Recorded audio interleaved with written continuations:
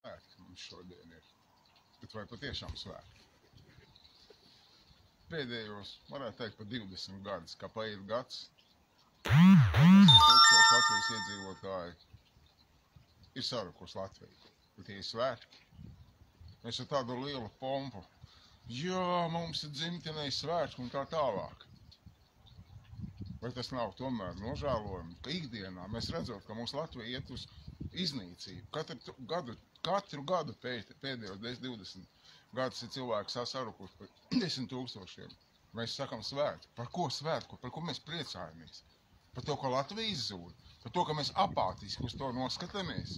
Un svētkos kaut kā kompensējam to ar karodziņiem, ka tā situācija, kad aicinu, rīkojamies, daramies, parādamies, ka mēs esam kā latviešu strēlnieki, parūpējamies par savu dzimteni. Tad iestājās klusums. Tad mēs negribam. Paiet gads, mēs iegrimstam miljardu parādos. Svētki. Mums kauns. Latviešu strēlnieki priekšā, kas cīnījās par mums dzimteni, atdeva savas dzīvības. Nav? Un mēs esam liela tauta, kas izmainīja cariskās Krievijas pārvaldes sistēmu. Mēs varam izmēst šo naudas varu ārā, kas faktiski ved uz iznīcību mūsu zemi.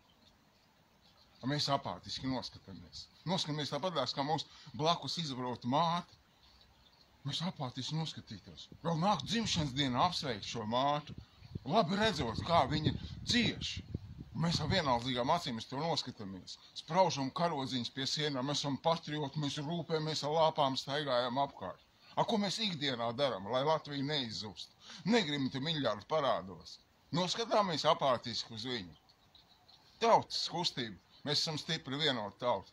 Organizēja ik pa brīdi zibaksī, lai pamodinātu, sajustu mūsu to vienības spēku, lai mēs izmainītu to ceļu uz iznīcību.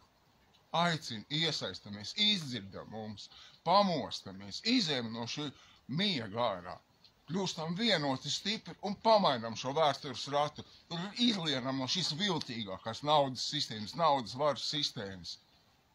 Paldies par uzmanību! Tiekamies 13. janvārī.